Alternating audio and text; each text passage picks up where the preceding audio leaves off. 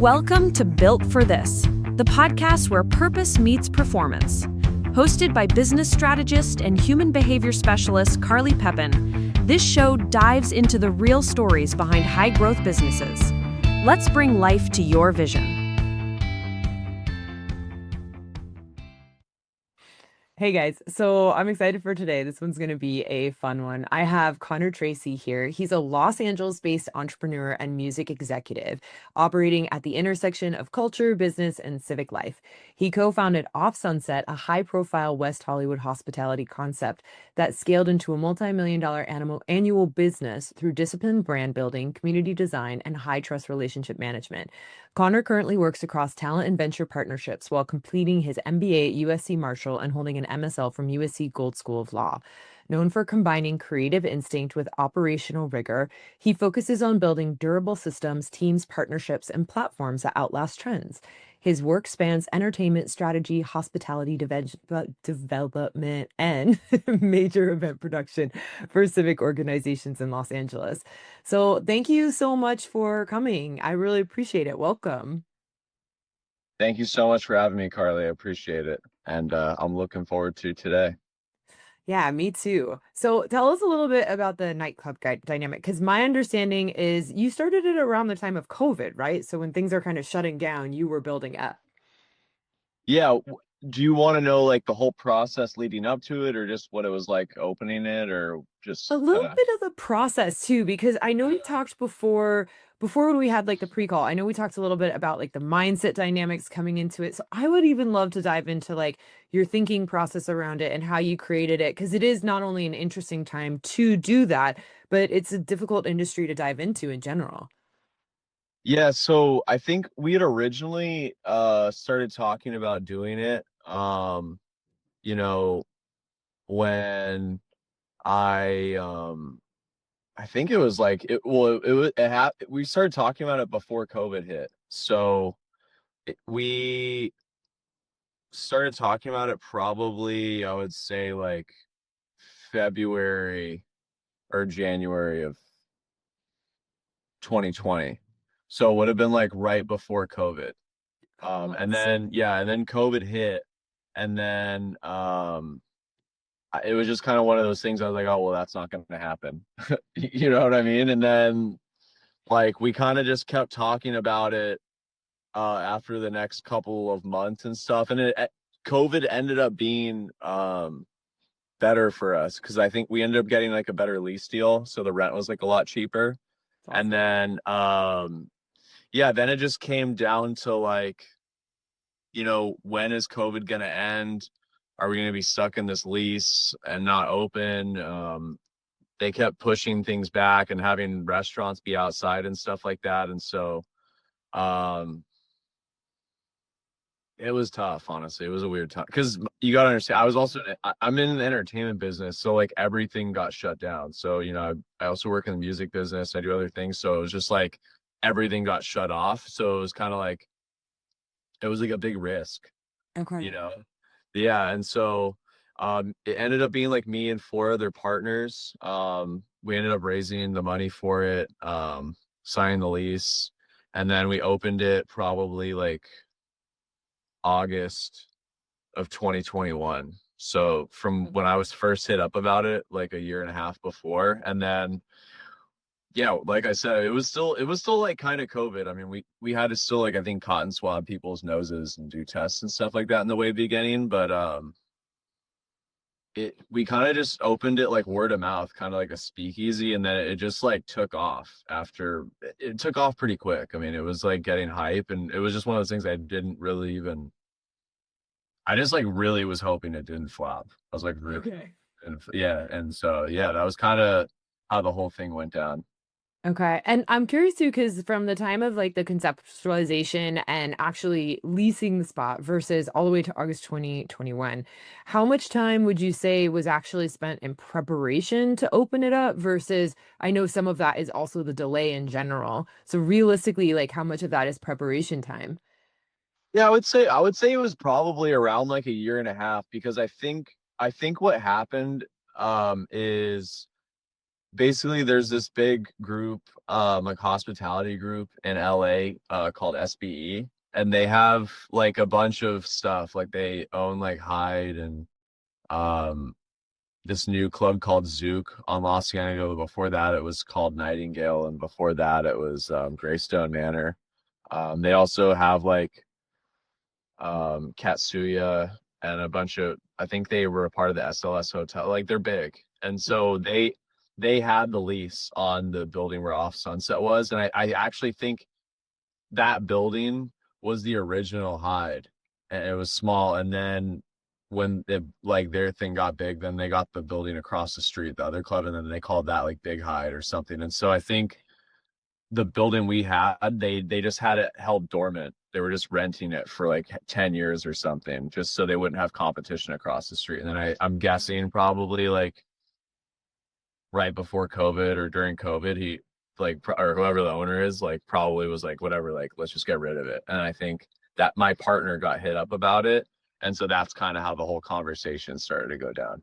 Oh, that's so interesting. So it sounds like Yeah. you guys got like a great location that kind of had been off the market for a while. Yeah, no, that's why it was like that location is a hit. Like it's like right on Sunset and it's like small and the lease is good price. Like it's like a very good situation. So like it was like really lucky. Like, and that's why sometimes in life now, like I don't even try to like sweat things that much because I just feel like, at least for me, it's just sometimes it's like, oh, I'm looking for something and then a couple of years later it just like falls in my lap or something. You know what I'm saying? Yeah. So that was just like one of those situations where I wanted to always be like a nightclub owner. And I remember like looking at spaces even like in 2017 and nothing ever happened. And then yeah, like randomly like happened like in 2020, 2021. So Yeah, I think that's like a really cool reminder when people have a vision, right? You have a vision, there's something that's meaningful to you that it's not always going to happen on the time frame we think it is, but then all of a sudden it's like that right opportunity, right time, right place comes in and you get what you want, which is pretty amazing.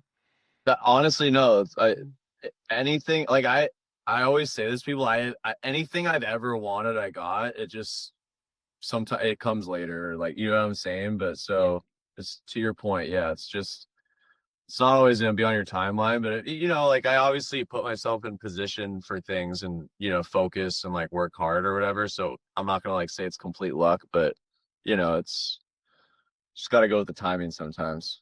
Yeah. Well, and I think too with luck, like I don't believe in luck, I guess the traditional form, but for me luck is the combination of opportunity and a lot of time on the back end that maybe I haven't seen. And so whenever anyone says like I got really lucky, I'm like, "Oh, what have you been up to for the past like 5, 10 years?" Because I'm like, Yeah. you're not lucky. Like you were able to take an opportunity. Yeah. That's what I really feel like luck is. I think it's like you still have to like be in position and be like hanging around the rim, and then like the luck is like that lease that's been held for 10 years comes up and you're suddenly the first person in position. You get what I'm saying? So Yeah. it's calculated luck maybe, or Yeah. something like that. No, it's very cool. And tell me as well, because as you're putting this all together, I know we talked a little bit about the mindset component and it's challenging. Like it's challenging. We get a lot of self-doubt. Like what was it like for you internally as you're starting to build this nightclub externally?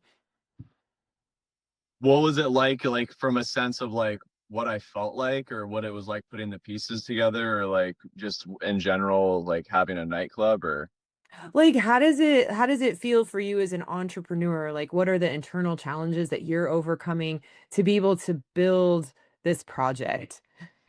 are you saying like while we were making the nightclub, or you're saying like once it was opened and then pushing onward? First, let's start with while you were making it. Yeah. Yeah. Yeah, I think like, there were definitely challenges with it. I think even, you know, just the fact that it was closed for like 10 years. So like, making sure like planks of wood weren't falling off the wall or like random stuff like that. But honestly, I don't think it was like that hard of a process. It was oddly like pretty easy. Like we had a pretty easy time raising the money. We came up with the name pretty quickly just because it was literally on Sunset, so we called it OffSunset. And then um, it was so small; it's literally 150 capacity. So Yeah. it's like me, four partners, and then we had maybe like two bartenders, and then like three or four like bottle people, and then like a host at the front, and then I don't know, maybe like four or five security guards or something like that.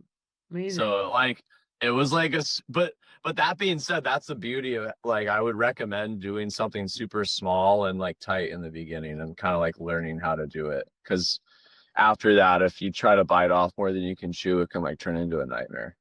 Yeah, I can definitely see that. So that's really interesting. So it's like just having that small space to begin with. But it's interesting because the small space, it actually sounds like it created a significant quantity of income, even though it was a very small space. Yeah, it did like $4 million the first year, but there was also a lot of like crypto money around that time. And there were nights where we did like 120K Hmm. like on certain nights. So there was like even though it was like COVID, it was like this weird time where some people were I think were like killing it with crypto and stuff like that. So we had like a lot of people spending money.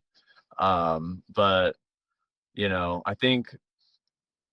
I think for me it was just like from what I went through with working at One Oak from before that, I get even more nervous once it gets successful because I just want to like keep it going and make sure not to like lose momentum. Yeah. Well, and let me ask you too, because as it started to launch, like what did it look like during launch time? When you said it was word of mouth that got it out there, I'm actually curious to hear a little bit more about like how it became so popular. Like what does word of mouth look like in LA in this industry? Yeah, like I guess I can name some names because it was in the press and it was public or whatever. But one of my partners, I knew him because we worked at like Interscope Records together. And he knows a lot of artists and stuff. So he actually was probably in my personal opinion, played like the biggest role in getting it like off the ground and getting it like hot. Because he got like I think like Benny Blanco and Diplo and like Kid Cudi and all these people to kind of show up and like DJ and do little pop-ups and stuff like that. And like that kind of stuff got like word of mouth going very fast. And so, you know, we kind of launched it where like we didn't have signs out front, like we put stickers on people's phones, and then that turned into a thing where people would put the off sunset stickers on the back of their phones. It became like a marketing thing. And then like we weren't even on Google Maps for a while. Like we tried to like play that whole thing. And I actually feel like when you launch that way, it puts less pressure on you because you don't have like one grand opening type night. Like the way that honestly the way we launched it was like if we were open Thursdays and Saturdays, we would just message like our best like people that we could think of that were like quote unquote cool, and we'd be like, oh, like come check it out, like we want your opinion on the room. And that, but we were fully open, but we were just like playing it off more like we were just showing people, so we didn't have expectations if it was like packed out or not, or you know what I mean. That's Yeah. how we did off Sunset. Okay, that's amazing. No, it's a really good idea. So you don't have Yeah. to like jam it every single night. Oh, it's because otherwise you do like one grand opening thing on a Thursday and everyone's like, oh, who was there? Like, what, how many people were there? And then like Saturday, it's like all these expectations. Whereas if you just slow roll it and all of a sudden 3 months goes by and it's just organically Mhm. popping, like, I don't know. That's how I personally like to, but maybe you can't do that at like bigger spots and stuff like that. So it just kind of depends. Hey everyone, it's Carly. If you're really resonating with what we're talking about and want to get clear on what truly drives you, what your core values are, head on over to my website. In the tools and tips section, there is a free values assessment. And this is a quick exercise that's going to help you to uncover what actually matters most with you so you can lead and live with more clarity, fulfillment, and momentum. Yeah. Oh, it's interesting. And I'm also curious as well, because I remember you saying when you got into this business, you knew that there would be an exit in a few years because nightclubs have more of a like a quicker time frame where they stay popular. So tell me a little bit like that about that. Like when you plan to exit this company in the future, is that something, is there anything that's done on the back end, Or is it sort of you just know someone's going to buy it out once it's popular? Like, what does that look like? Is there thought process in it?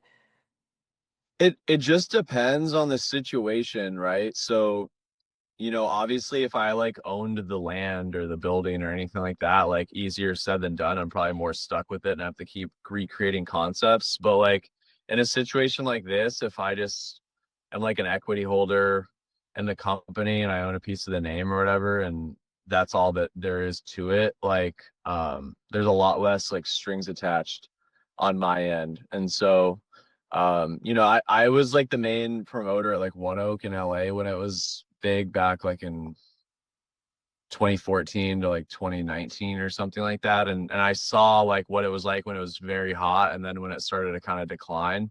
And so I just had already done the gambit. Like I know that those things don't last. They get very hot and then they don't. And so I just knew, like I knew like when I was walking around, when it was popping, I was like, just enjoy it, while it's popping.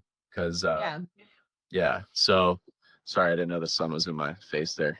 I was about to tell you, but I didn't want to Yeah, interrupt. yeah, yeah, yeah, yeah. But yeah, no, that was a chill situation where, I just handled the back end side and now I'm kind of free to do whatever I want. And I stayed there for like 3 years, so it was clean, but it all depends on the deal and like what you sign and stuff like that. Yeah, amazing. And so I know that you do a lot of promotion now for art artists and it's DJs, right? You're doing the DJs. DJs, yeah. Yes, specifically DJs. So back then, did you get involved in promotion on Off Sunset or was that something that was handled elsewhere?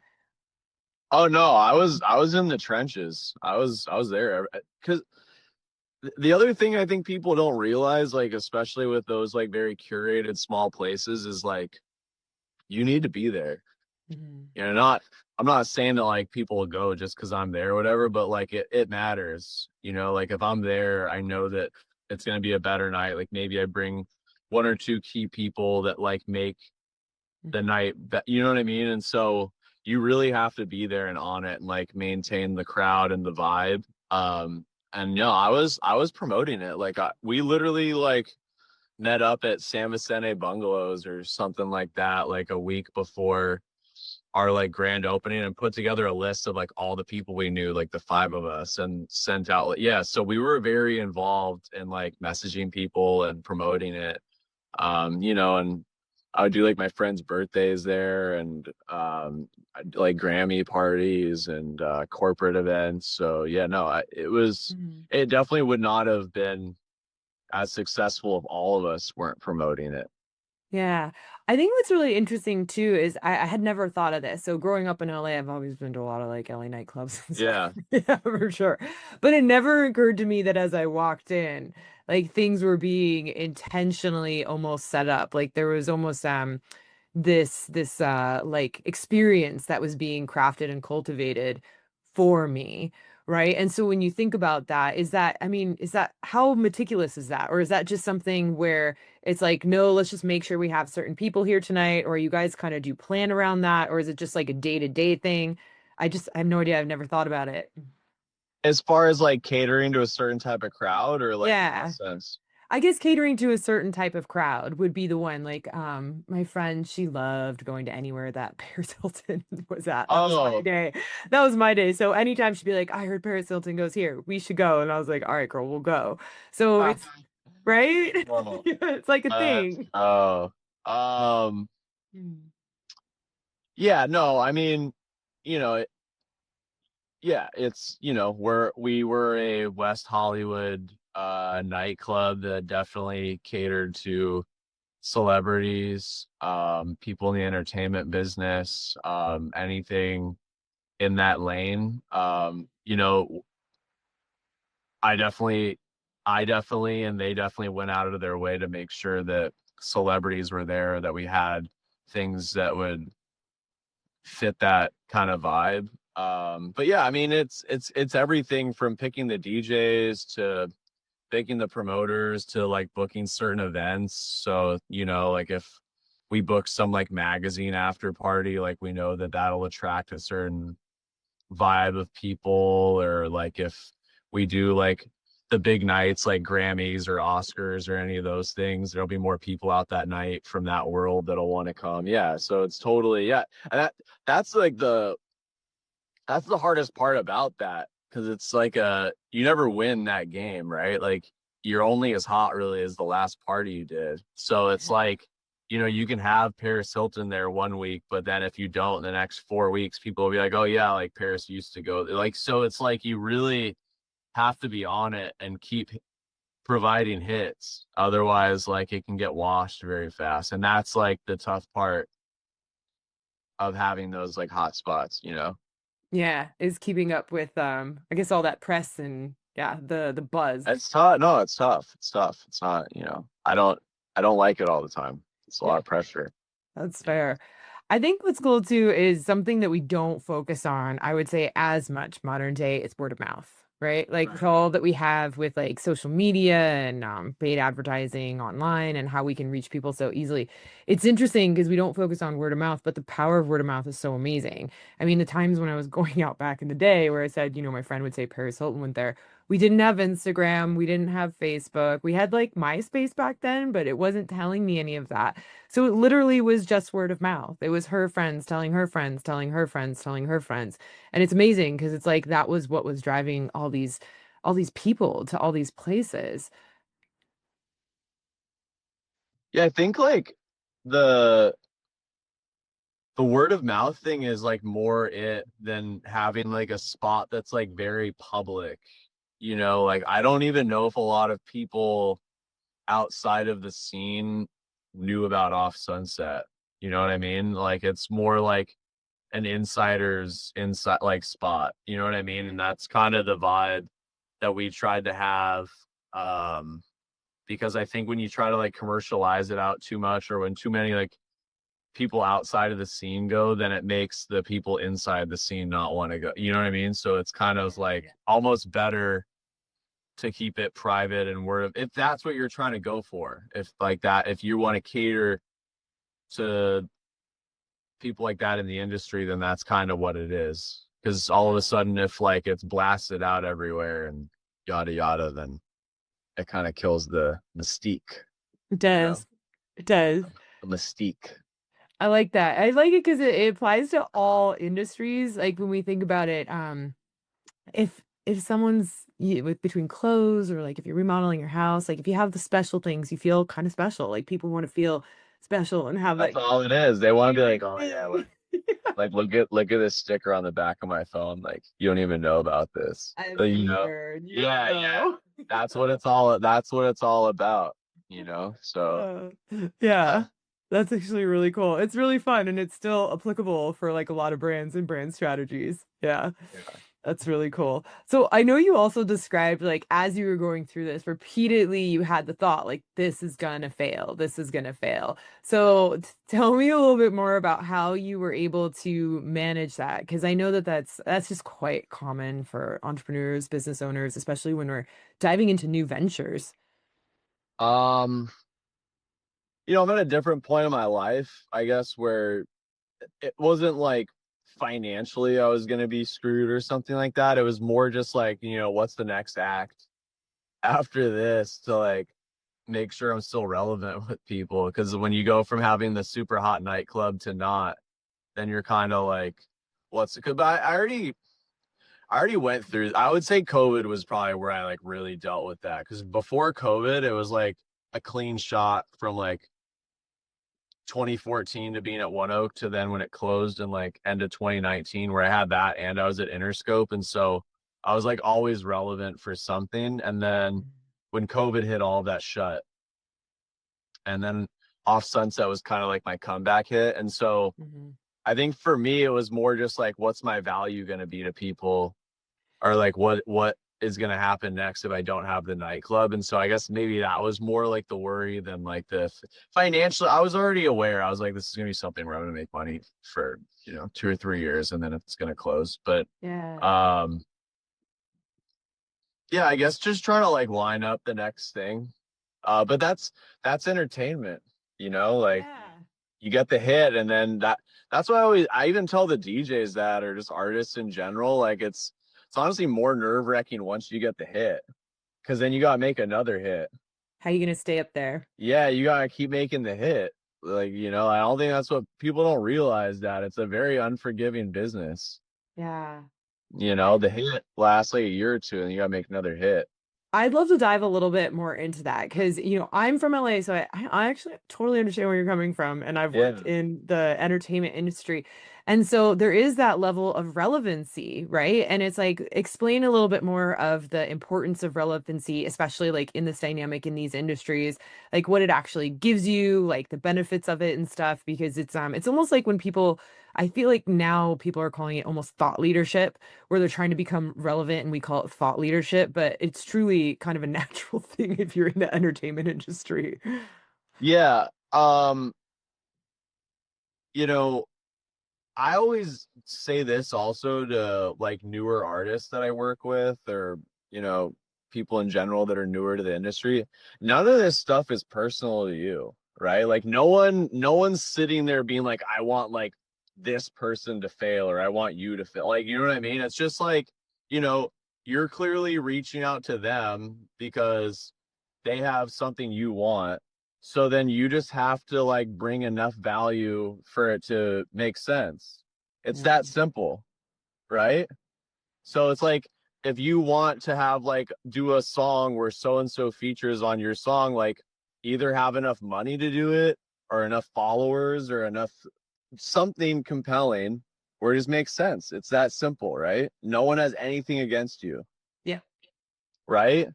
And so in regards to me, or what my offer was to people, was I had the One Oak, or I had the Interscope, or I had the Young Blood, or I had the OffSunset, or because I knew so and so, or you know what I mean. And so I made it where I had a lot of things that I had to offer, so it made sense to do business with me or to work with me. And I try to keep adding things like that so I still stay in the mix, right? Because I'm just like anyone else that's just starting out.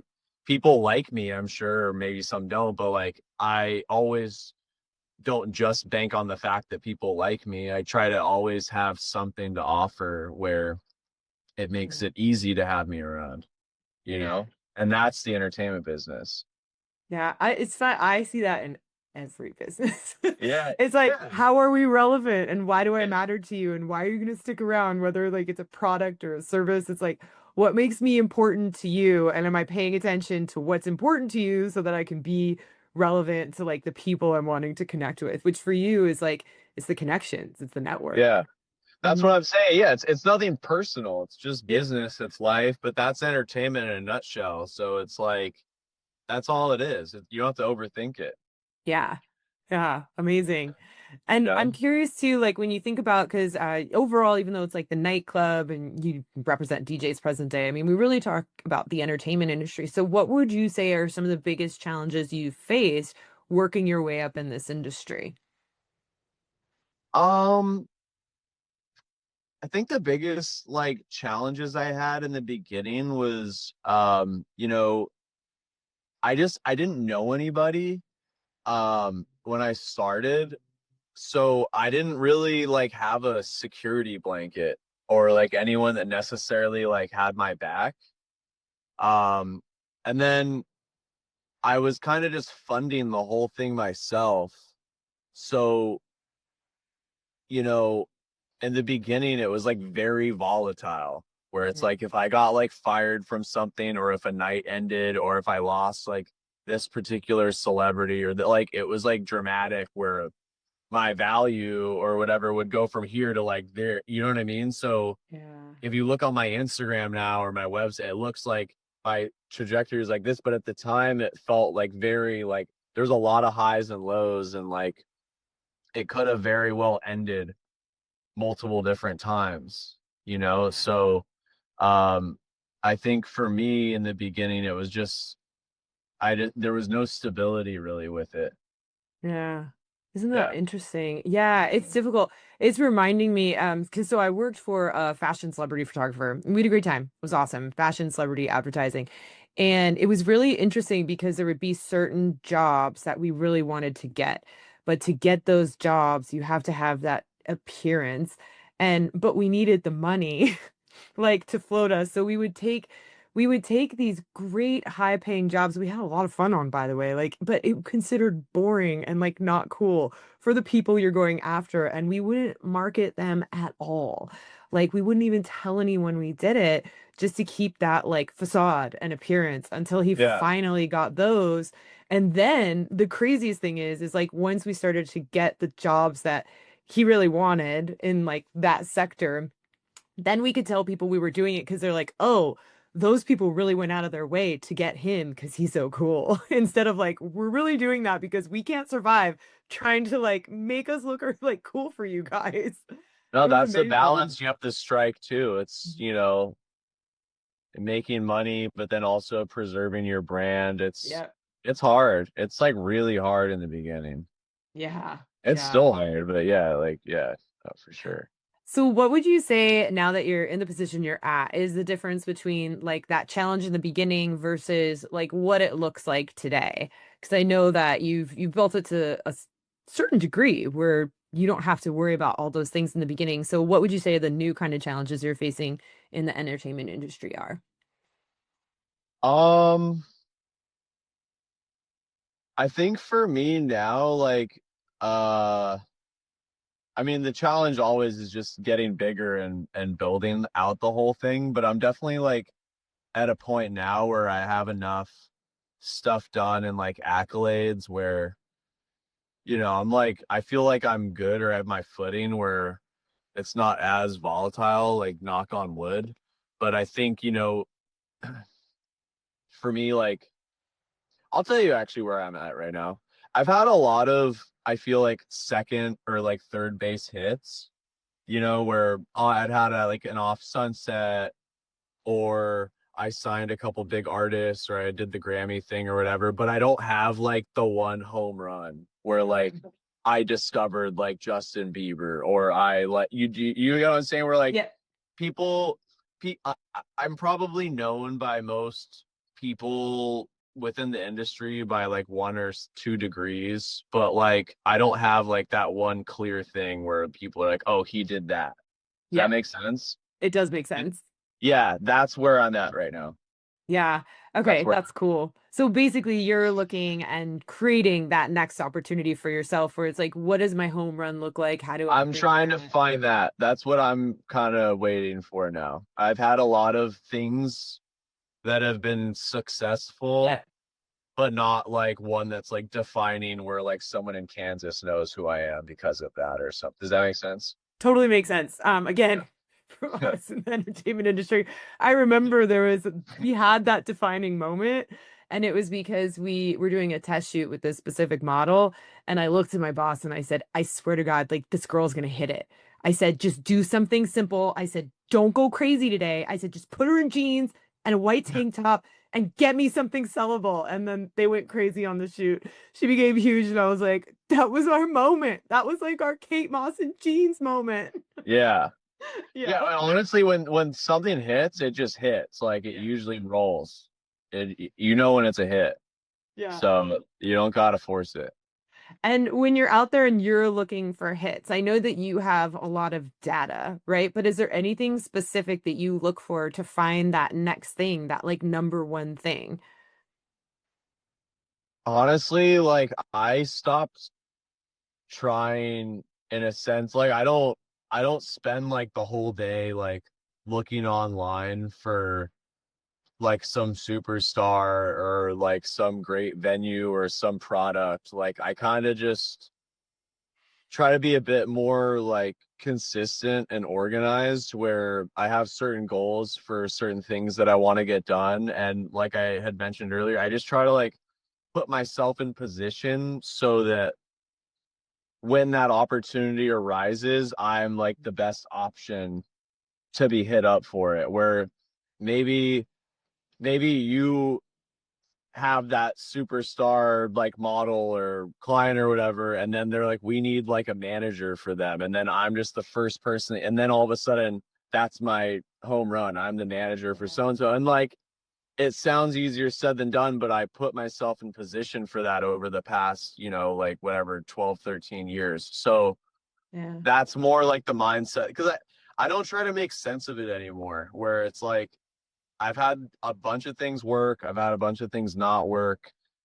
Most of the things I thought were gonna work didn't, and vice versa. So I just try to like grind, keep it cool with everybody, and not try to make sense of it because at least in the entertainment business, like it doesn't really make sense. Like it's just Yeah. right. It doesn't. Well, and I think like what you're saying too, it's just it's what we do.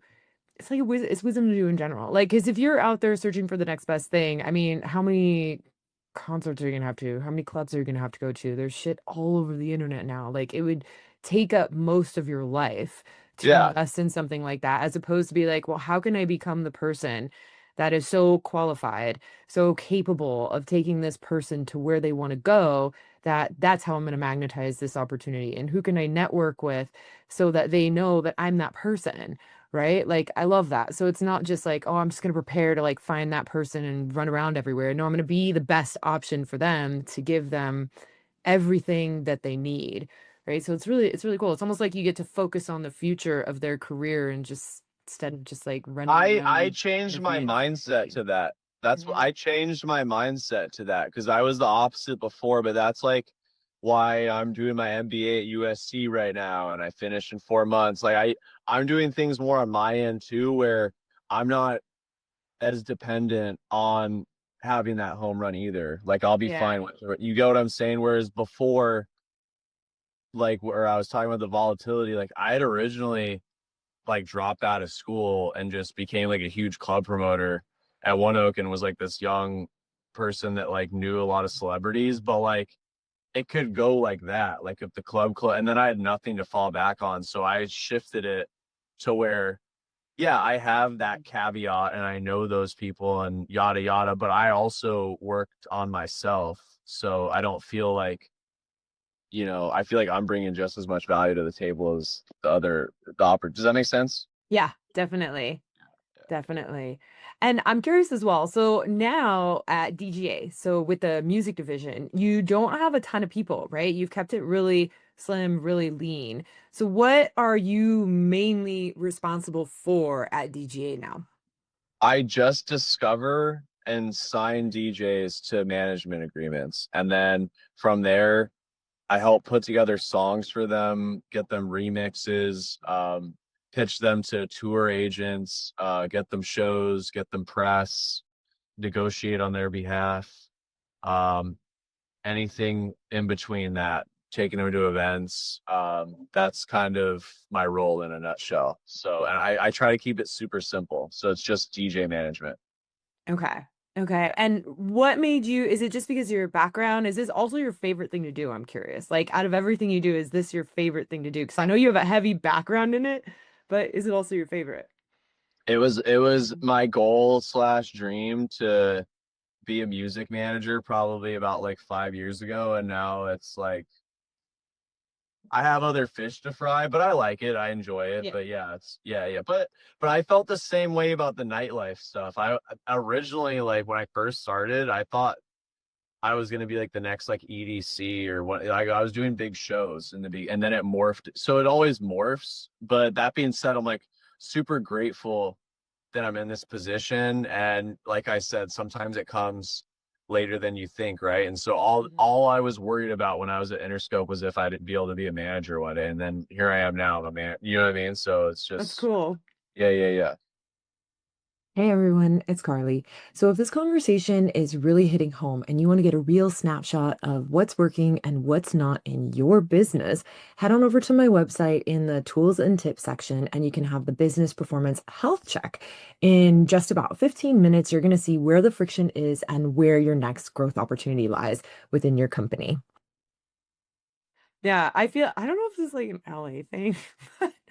I love what I do and simultaneously if I get other opportunities for things that excite me, especially being from the city, and I feel like there are opportunities like that that come up, like I totally jump on them. I totally take them.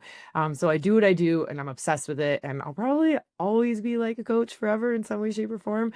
And also, I just love I love trying new things. I don't know if it's an LA thing because we have so many opportunities where things really flow. And how do you, as I have this problem as well, is like, how do you pick and choose kind of maybe new ventures your friends come to you with? What do you say yes and no to? Um, well, first off, if it's gonna make me money or not. Yeah, that's also helpful. Yeah. Um, you know, I look at who's involved. I look at like if it makes sense for like what I have going on, if it adds value to what I have going on and if I can add value to it. Hmm. Um, like if someone that I knew hit me up and they were like, I have like a drink company with so and so, and here's a little bit of money and we'll give you some equity. Sure, would I do that? Would like if someone came to me and was like, I have this like paint company and I've never done paint before and I'll give you some equity but no money, I probably wouldn't do it, right? Yeah, So it just kind of depends on like what it is, like who's involved, if it's in the world that I'm in. Um, but I've had things like that too work and things like that didn't work. So yeah. it just kind of depends. But usually, yeah, gotta make sure you get a little money out of it. For sure. For sure. I feel like the power of networking in this is also just really relevant is how, like, when you think about networking, is that something when you first started at Interscope that you were taught to do, or is it something that you learned was really, really important? I'm heavy network. I'm like heavy network. Like I'm Yeah. sure you noticed like right when I got off the call with you, I added you on LinkedIn. Like I had like I'm like I'm shameless about it too, by the way. I don't even care. Like I'm the kind of person like I don't even care if I get like 900 tomatoes thrown at me. If the last one after that's like a win, you know what I mean? So it's kind of like I try to connect with everybody because you don't really know in this town like what's going to lead to what, you know? Yeah, so you got to be like just tapped in with everybody. That's very, very cool. Okay. Yeah. And I'm curious, even like the structure of how you've built your business today, what would you say, like, what are some past failures that really influenced the success of your business today? Yeah, like I'll give you a perfect example. Like, Mhm. you know, when I left Interscope, um, I wanted to be a music manager, because I was an A&R and, my job, like an A&R basically is you're like the point person for the artist at the record label. So, my job is to like discover talent, sign them, and then be their point person. But ultimately, the president of the label and then the artist manager are kind of the two people holding the keys. And so I noticed it like when I was Youngblood's A&R, right? Like Mhm. he's a big rock act now. Started with him when he had like 2,000 followers and like one song out. This is my personal interpretation of the situation. Maybe other people view it differently, but it's like, I felt like I was very involved. And then once it started to like really Mhm. blow up or whatever, then like the higher ups at the label started taking more control or you know what I mean? And I wasn't mad about it because I already knew what that was like from working at working at the club before that, where I had like friends that weren't famous, and then all of a sudden when they did become famous, then all of a sudden the owner of the club wanted to bring them out to the club instead of me. So I already knew the game, but like that's what it was like when I was at Interscope. And so I was like, I need to like be the manager next. So when I discover the artist and I like help build them up, I can like ride it with them. Yeah. Rather than me being some hamster on a wheel, like recreating like these new things and then the higher up takes it. You know what I mean? So I had left Interscope to be a manager and COVID hit for one, and then two, I found like two different artists that I was working with, and the issue that I ran into was, um, if you're a singer, right, and you don't produce your own music, Mhm. you have to typically pay for your own instrumentals or beats, right? Unless you have like some friend that's a producer that can make your songs and you guys do splits. Usually you're paying these people, right? That adds up. That's like that. could be anywhere between like 1 to 10K a track, depending on who it is. Sometimes it's even more if they're bigger, like 50 or 100 or whatever. But it's like Yeah. I I realized in doing that, I was like, I don't have like the bandwidth to just keep funding, sorry, all these records for this artist. And so that's actually how I got to this realization with DGA and managing DJs. All these DJs produce their own tracks. Oh, amazing. Yeah, they don't buy music from people. Right, So right, it right. eliminates cost. That's why for me, like I'm sure there are very successful, obviously, Mhm. singers and this, but like you gotta have deep pockets for that. Unless Yeah. you yeah, otherwise like and so that's like one thing I learned from like falling flat on my face was now I just do DJs and it even if you don't know any of the DJs that I have right now, it still makes money, right? Because they get paid for Yeah. shows, they get paid for people paying for their beats, they get signed to labels and make tracks, and I get commissions, right? So Yeah. it makes money, not loses money. That's very cool. I love that. And this, no, it's very cool. My friend, I have a friend, he's done production and music, but you're right. Since he does all that stuff and he knows how to do all, if he has an artist come on, he just does everything for them as opposed to having to hire out. Because if someone hires him out, it costs a lot of money. It's So so much money, and that's yeah. what I don't think people realize. Like Yeah. when they start the music, I didn't know that. I didn't know that. I always thought it was the artist, or like I didn't really realize until I had gotten involved in it, and I was like paying myself, like I was paying for it myself. Which This is is wild. fucking, oh, this is fucking crazy. Which is why when I asked you about taking opportunities, you're like, doesn't make money. Yeah. Yeah. You take a hit like one time on financially, and we all ask that question after. We're like, yeah, check on Yeah, the I went through finances that. component first. Yeah.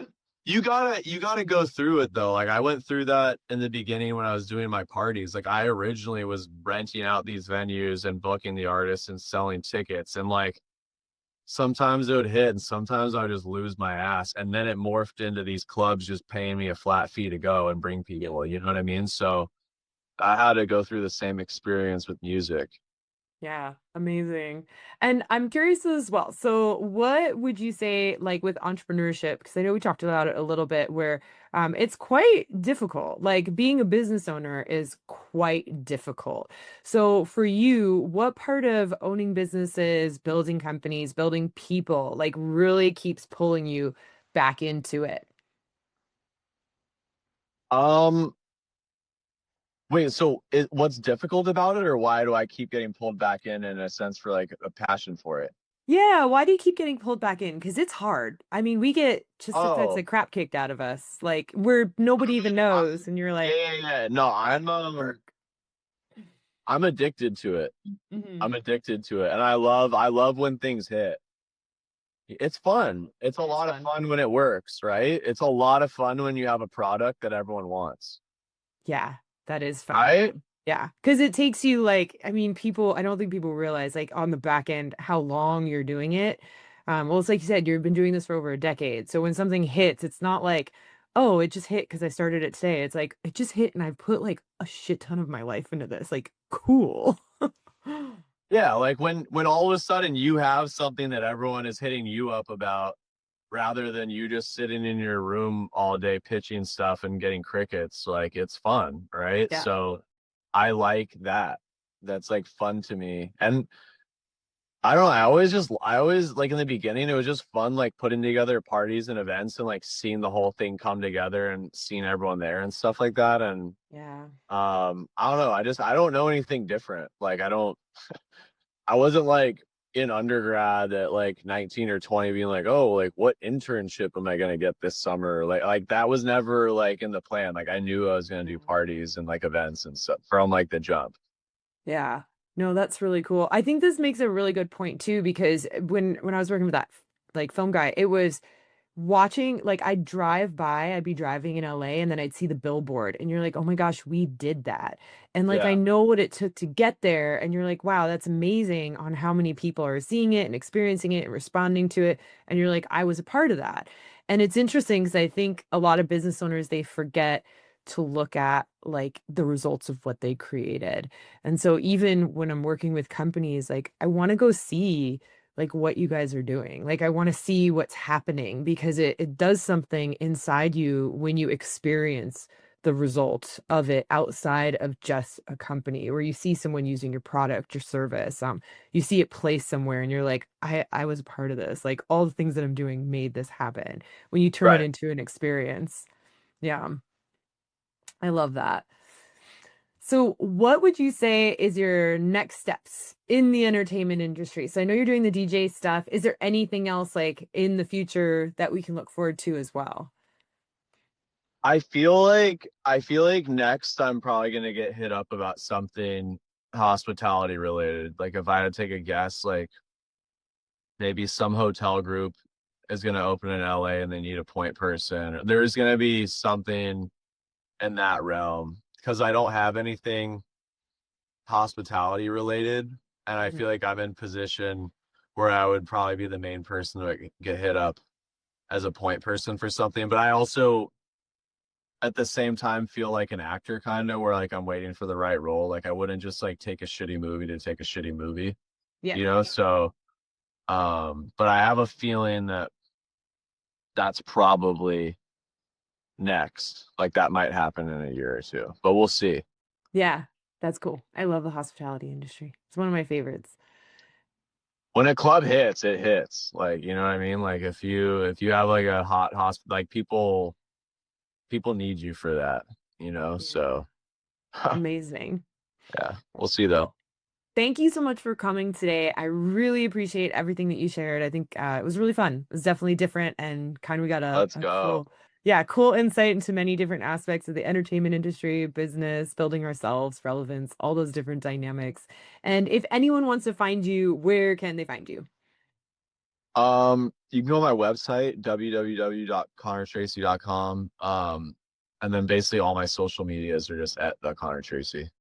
Okay, perfect. And I'll put everything in the show notes too. So if anyone didn't catch that, you can go click a link and get there. And thank you again so much for coming.